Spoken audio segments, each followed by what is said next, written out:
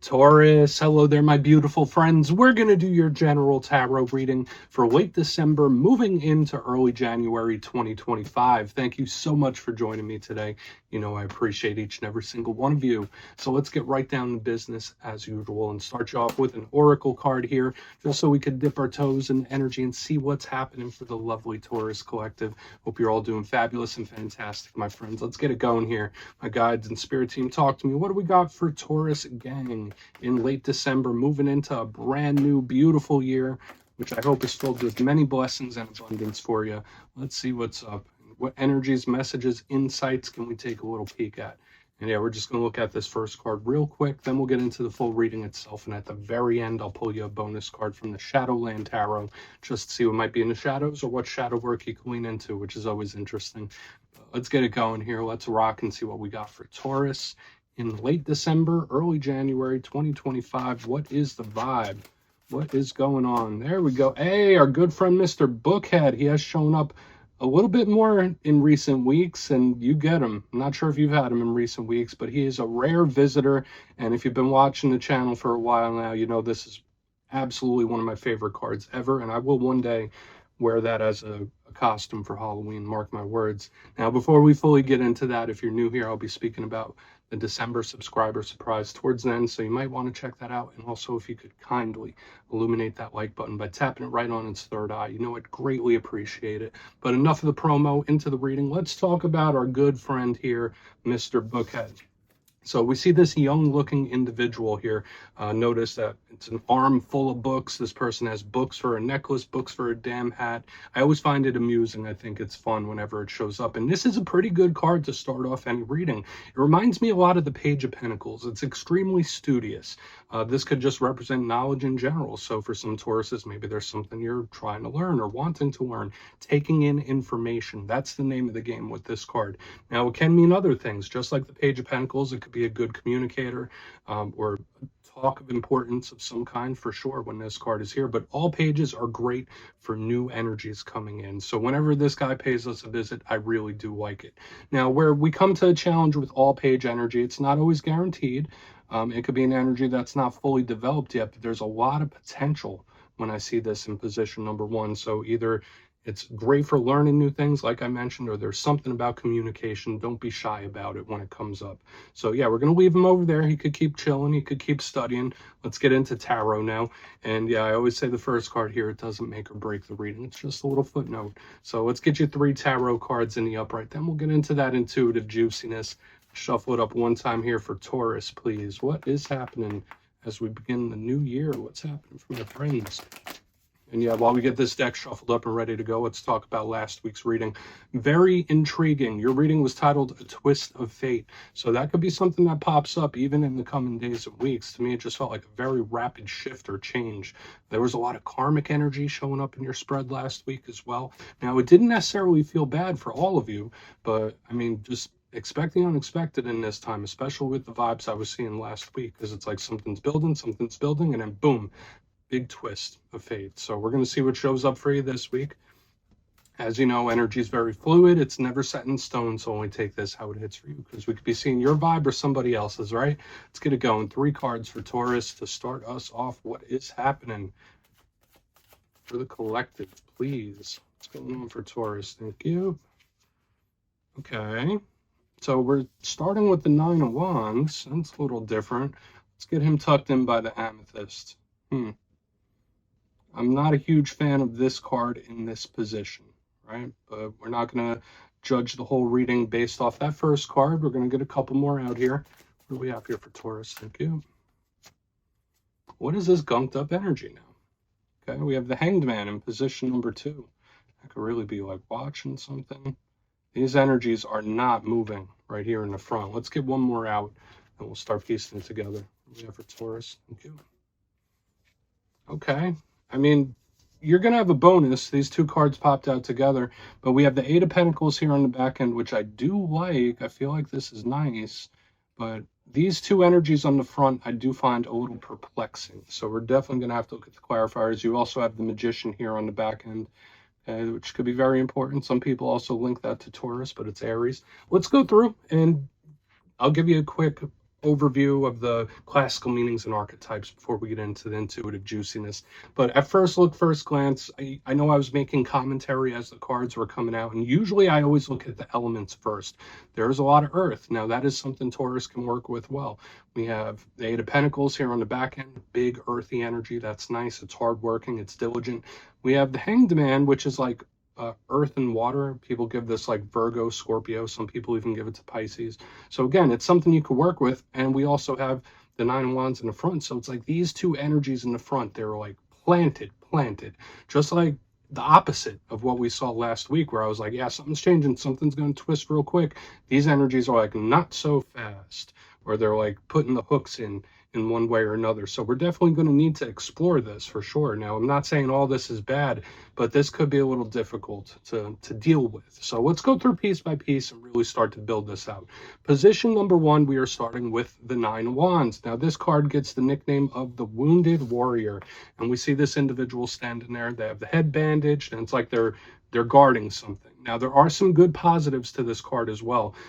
It could be someone that's just very protective of the things they have and things they've acquired and the things that they've done. It's like, no, this is something I care about it and I'm going to protect it, which can be a really good trait, I think, in a lot of different things in people. But at the same time, this could represent somebody that's been through a lot of things and they don't really want to go through it again. Notice this person is building a wall. So this can represent a problem. It can represent a situation where it's like, okay, I'm facing this barrier. Am I going to get through it? Sometimes it could just be stubbornness. Sometimes it could even be rejecting something. Sometimes it could even be silence, like not really speaking with somebody. So you see what I mean? There's a lot of different things happening here. Now, this isn't like an impossible thing to get through. It's just very gunked up, especially for a fire card. So we're going to want to see whether this is an actual situation or it's just a vibe. I hope it's not a rejection of some sort. We will see. Moving to the center, we get another very similar vibe as we get to the Hanged Man chilling right here. Now, as I already mentioned, Virgo energy, Scorpio energy, you might be connected to either one of those signs. But the Hanged Man is a retracted, pulled back energy, very similar to the Hermit. So it's not moving. Now, I will say this, the Hanged Man could also be analyzing something. It could have its eye on something. It could be very strategic as well. When I see this card, it's just not making any physical action just yet. So just know with certain situations, maybe you're not seeing the results just yet. Maybe you're just biding your time, or maybe somebody else is. But I always say this could be somebody planning, or at the very least watching something and analyzing it very, very close. So we'll want to see. Now, when it comes to the big challenges of this card, very similar to this Nine of Wands, it could either be someone that's very stubborn about something or a situation that's not moving, not changing. So we'll want to look at this for sure. Because it's like we get hit with two in a row. It's like we go from the Nine of Wands into the Hanged Man. It's like, okay. I mean, either this is two distinct different things or two people in a very similar energy. For some of you, it could be mirroring with somebody, where like you two are in a very similar energy for whatever reason. It's just presenting a little different. Now, onto the back end, we do have the Eight of Pentacles. I like this card. It's one of my favorites. And if there is an energy that can overcome everything up here, it would be this. This is a card that links to careers. It links to business, earning money, how we earn a living. It's detail oriented and it's very diligent. So I really do like this card. And we see this guy here is like handcrafting all these pentacles, and it's a beautiful thing. Now, where this comes into, if we're not looking at career work-based things for you, which it could be when this is here, the Eight of Pentacles could be just something you want to put your energy into. Sometimes it could represent wanting to fix something. Like if you feel like something's been messed up or you made a mistake, it's like the Eight of Pentacles is saying, how can we fix this? Okay, so I often see this, especially linked with these other cards, when someone may have made a misstep or a mishap. So that might be something we want to watch out for as we move forward through the reading. Now, on to the back end, we do have a quick bonus that I'll just breeze through as quick as possible after I get this guy set up. We have the Emperor himself. Now, Aries energy, some people link it with Taurus as well. To me, this represents divine masculine figures, whether it's partners, fathers, it could be anyone in a position of authority and control as well. So I don't know if that ties in with career and work for some of you. Maybe some of you are in a position of authority. I generally like the Emperor energy. I think it's a good one, but sometimes it could be a little too much. It could be a little too overbearing. So we're just going to have to see. There's a lot of responsibility with this card. So I want to dive deeper on all of it. Let's jump in and clarify. Let's get a good shuffle here for my Taurus friends. Let's see what's happening. What do we got? And yes, this is where I go intuitive with the message, which means I just tell you how it feels to me. So feel free to do further research or rely on your base knowledge of tarot, because as you know, every single reading is about the reader's interpretation, and I'm just giving you mine. Let's go in on that Nine of Wands. And yes, if you're a reader yourself, please feel free to play along. That's why the box is here. If you're feeling any messages you want to give to Taurus, you can drop it in the comments. I don't mind at all. All right, Nine of Wands time. What is this about? Why is it here? Thank you. Whoa. Okay, Ten of Swords in the upright underneath this Nine of Wands. Okay, so this makes sense. Either this is somebody still recovering from something, or is like completely on the lookout. Like this is a very untrusting type of energy I'm picking up here in the front. Again, not saying it's you, could be somebody else, but when I have the Nine of Wands with the Ten of Swords, either somebody has been very hurt over some sort of painful ending. So for some of you, there could have been something that's closed out or ended for sure, or someone is on the guard. Okay, so either it's happened or someone thinks it's about to. So just know in this time for a lot of Tauruses, either you might be a little bit on edge or somebody else might be on edge. It's like I'm hyper vigilant for the worst case scenario. Like if this Ten of Swords is coming, I'm going to be ready for it. It's not going to get past me. That's the vibe it's giving me. Now, Ten of Swords in the upright, you know, this is one of the more challenging cards out there. Like I already mentioned, it represents pain, it represents endings, it represents loss. So when I see it under the Nine of Wands, very simple the way it's presenting itself. Either somebody is still recovering from some sort of painful ending, and I mean that's to be expected, or they're hyper vigilant about one that may be coming in. So let's just keep moving. Nothing wrong with being careful, nothing wrong with being cautious, dotting the I's, crossing the T's. I think that that's an admirable trait, but I would say don't go worst case scenario, or to try your best not to think worst case scenario in this time. Let's keep moving over to the Hanged Man. Let's see what the Hanged Man has to say for Taurus, please. Okay. Seven of Pentacles, and it could take a while. So here's more of that karmic energy, reaping what you sow. And when I see it there, why is it like, all right, I could have used a little help here. I could have used a little assistance here. You know, like I was really going through it. I really could have used a hand. I don't know why that's coming through. So take from that what you will. Maybe that's like someone else's point of view. But when I see the Hanged Man and the Seven of Pentacles, it's like this energy is just watching on. Notice how like these guys are just watching on all this stuff happening there. So it's like observing it from a distance.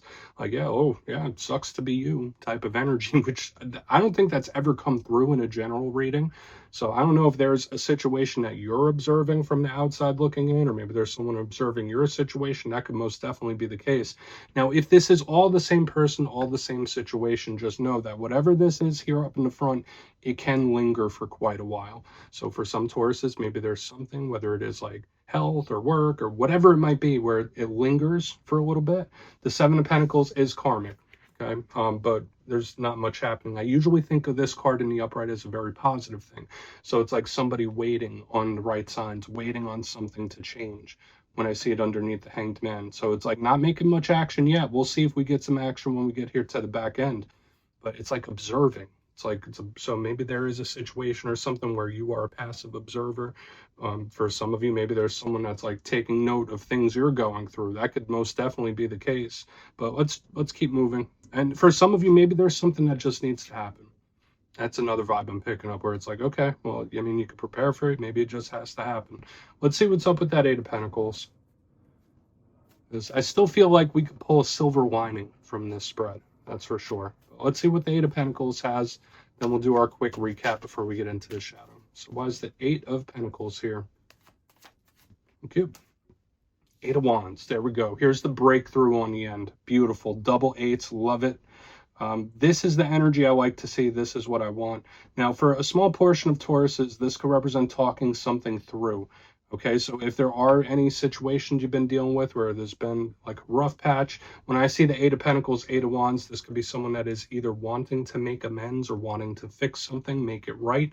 So that's great. I feel like for any problems or issues, a lot of it can be solved via just communication, where it's like, all right, well, these energies, they might not be communicating properly. If we could just clear the air or open these communication lines, then things will really start moving in the proper direction. That's how this feels. It's kind of like a storyboard, because if you look how gunked up the energy is here in the front, not much happening, this is where we start getting results with the double eights. I mean, a lot of times you need effort from both sides, or you need effort from multiple places. So for some Tauruses out there, if there's something you need assistance with, don't be afraid to ask for it. If you feel like you're out on an island and you're doing something alone, or you're doing too much work, don't be afraid to ask for help.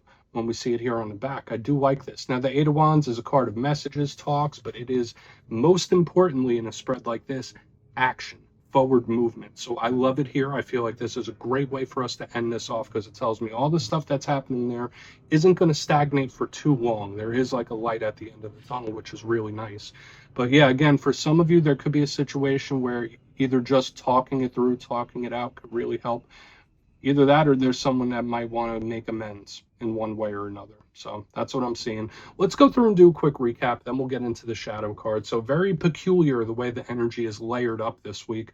But if you kindly look in the box, position number 1, we have the 9 of Wands with the 10 of Swords in the upright. So either one, this is someone that's been through some sort of tough ending or tough situation, and they're still recovering from it. It might take a while, which, I mean, that's understandable, but it also feels like someone that's hyper vigilant, where it's like, okay, worst case scenario, someone's very much on edge, where it's like, okay, I'll be ready for it when it happens. It's giving me that kind of vibe.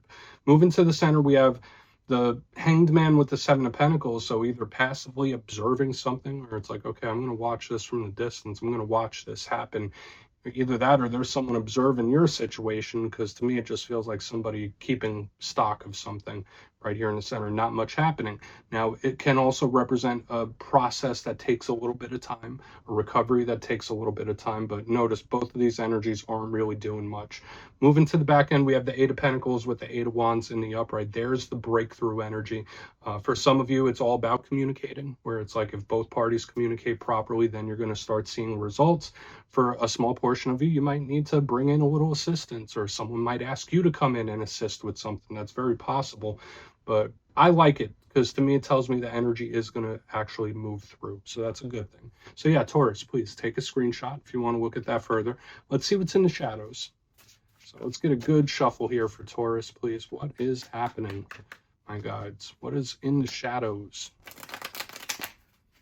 And yes, I always like to pull one shadow card at the very end, just to see whether it's something within you or something you don't quite see. Shadow cards don't always have to be a challenge. They could be a good thing too. And yes, if you made it to this point in the reading, please feel free to check out channel memberships. I'll put a link for it in the comments below. It's a beautiful way to support the channel, and I have much love for all my channel members. Okay, let's get your shadow card out. What do we got for Taurus, please? What is in the shadows? Thank you. There it is again. So the last card of the main spread, the 8 of Wands, also shows up in the shadows. So for a lot of Tauruses, this is really a nice reiteration of what we saw in the back end, where it's like, okay, the energy is going to start moving, or it's all about talking about it. There might be something you need to either bring it up, or you might need to talk with someone else about it. That could be very possible that we see this card 2 times in a row, at the back end and in the shadows. Now, again, this is a fiery action, unpredictable type of energy, which is true. So, I mean, this could be a communication that gets a little bit hot and heavy. But to me, with everything we saw here up in the front, I'm loving that we're seeing this twice in a row, because it's telling us, like, listen, things will break through, things will be on the right track. But there is a really strong importance around communicating properly. Or, you know, if you need something, if you want something, you might need to let it be known. Right? Like, no, not everyone has the gifts, right? Not everyone has psychic gifts. So when we see this 8 of Wands, it's like, all right, if you need something, speak about it. If there's something that's bothering you, bring it up. So Taurus, that's what I have for you this week, my friends. Don't click away just yet, though. I'm going to give you the details. The December subscriber surprise.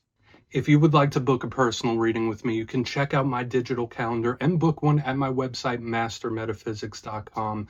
But for the December subscriber surprise, I'm giving away 3 copies of one of my favorite decks, the Everyday Witches Tarot. So if you'd like to get your name in for this, 2 simple things as always, my friends. First, you must be subscribed.